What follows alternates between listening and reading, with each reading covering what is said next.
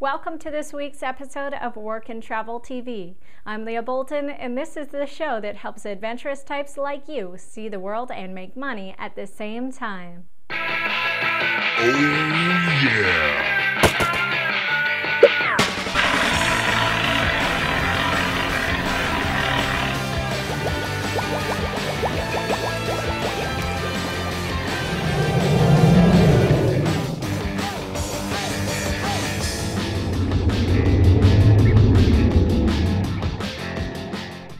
In today's episode of Work and Travel TV, we'll get to hear from a travel expert.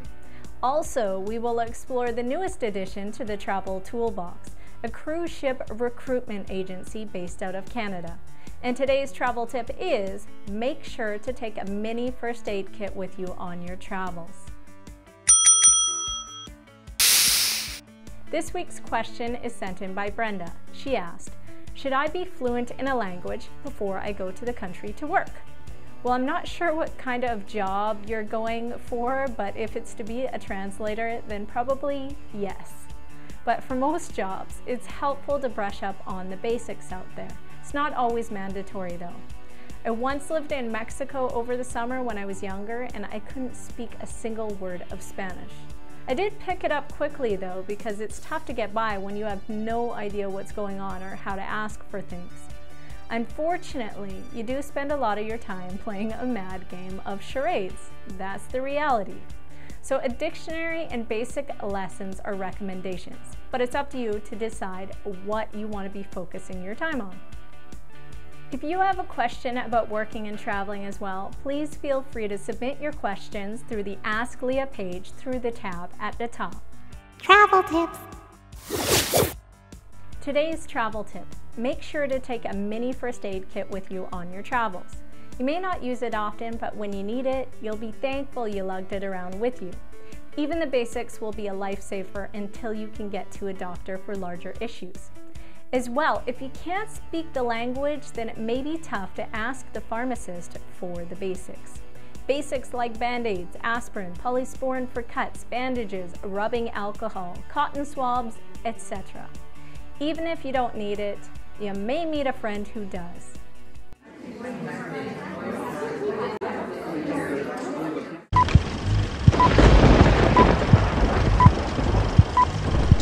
Hello. My name is Ozen, and I am a professional dancer. I've been working on and off cruise ships for the last 10 years, so I wanted to tell you a little bit about that. So a dancer could be called to help greet the guests when they come on the ship, to run activities on the ship such as the library, signing in and out of books, crafts and arts, those kind of things, as well as helping the entertainment staff to get the guests involved in the line dances and stuff like that. A typical day of a dancer on a cruise ship would entail, depending on the cruise line as I said, could be waking up at any time, 8 or 9 in the morning, and doing some games with the guests on the ship, such as shuffleboard or darts or something like that. After that you might have a rehearsal with the cast depending on how the show is going, so you might do rehearsal in the morning on a port day while everybody else is off the ship for a couple hours, and then you have a great time as a dancer. You have a good job. You're able to get off the ship and enjoy the ports, go to the beach, do some shopping, and then you come back and have some dinner and get ready for the show at night. Typically there's 2 shows a night right after the passengers eat their dinner, so it's from usually the first show's at 8:30 and the second show's at 10:30. How I first got working on cruise ships, well, I was in Toronto at the time working for a production company who their costume designer was actually a contractor for cruise ships, and I heard about an audition. I just did an audition live and got on. You can also send on video auditions, which I've done before. Working for new companies, I sent video auditions showing my talent, and there are pros and cons about the working as a dancer on a cruise ship. Some of the pros are obviously you get to travel around the world and you get paid to do it. Now the pay isn't as great as you might get in a land job, but you don't have to pay for food, you don't have to pay for rent, so all those expenses are included, and when you add it all up, it actually is a better way to save money and a great way to meet people from all over the world and travel. The cons are if you do get homesick easily or miss family, it can be challenging, and you do live in close quarters with your co-workers, so you need to be able to adapt to that. And I would also recommend bringing a hobby on board the ship, whether it's reading or playing games or doing some kind of studies, because you can have a lot of downtime when you're especially crossing an ocean or something. You might be crossing it for 5 or 6 days at a time, and you might have 1 or 2 shows during that time or some rehearsals. And so typically the dancer works probably about 4 to 6 hours a day, and there's a lot of downtime. My advice is do research, contact me or Leah and figure out some questions you might have for us, and we'll be glad to answer them. And just try it. Go out for 6 months, see what you like, and decide from there. I think somebody should do it. I think they should do it once in their life to experience it. It's a great learning opportunity, learning about yourself, growing as a person, and learning from other cultures. It's a great learning experience. And some helpful resources if you would like to pursue that avenue. As I said before, you are able to contact myself or Leah, and also use the web.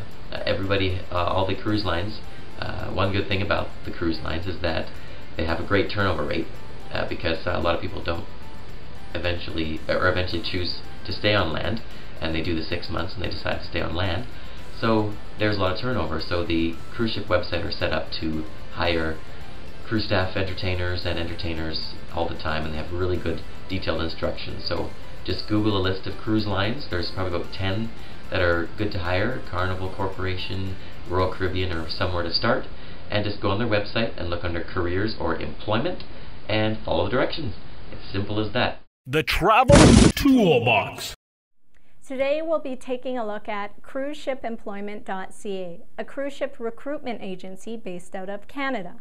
There are agencies in every country out there. We'll check this one out today. If you want more suggestions for other countries, stay tuned for more episodes, or pick up the guide, How to Work on a Cruise by my friend Liz. She'll give you all the links and advice. In the meantime, off to cruiseshipemployment.ca.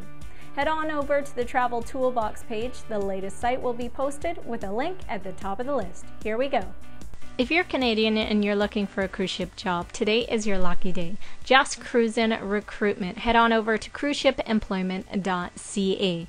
Now here you go. It's this easy. Now hiring, post resume, manage profile, and contact us. So if you're just looking into it and you have no idea what type of positions are on the ship, we will get more of a description in the now hiring section. It will also give us a job postings as well. If you're sure what you want to do, then you want to come over here, find that job, and apply for it if it's available. Career tips is a great tab to check out as well. Even if you have that experience, you want to make sure that you have the right things on your resume. So here we go. We're going to check out now hiring, most important tab for you. So different job categories and the jobs that are available. So chefs, they're looking for 4 chefs on board right now. We're just going to click on that. It's going to come up with the different chef positions. So we're just going to look here. I want to be a sous chef because I have lots of experience. I'm going to learn more about that. It's going to give you the date posted, description, and what you need for that position. So if you feel like you're qualified for that, apply for the job after you've made sure that your resume is ready to go. So click on that, and it's as easy as that. So it could be anywhere from a couple days to a couple months before you get a response. So my advice is to keep applying out there and to make sure that your resume is top notch. So there you go. You can find the site in the Travel Toolbox page, where it continues to grow every episode. Work and Travel TV will be your one-stop shop for all of your travel tips and landing that travel job. That's it for today's episode of Work and Travel TV, the show that helps adventurous types like you see the world and make money at the same time. In the next episode of Work and Travel TV, we'll be speaking with another expert, and we will have a new addition to the Travel Toolbox, as well as another useful tip for your travel journeys. We're here to give you the ins and the outs and to help you find that perfect job out there. I'm Leah Bolton, and thanks for watching.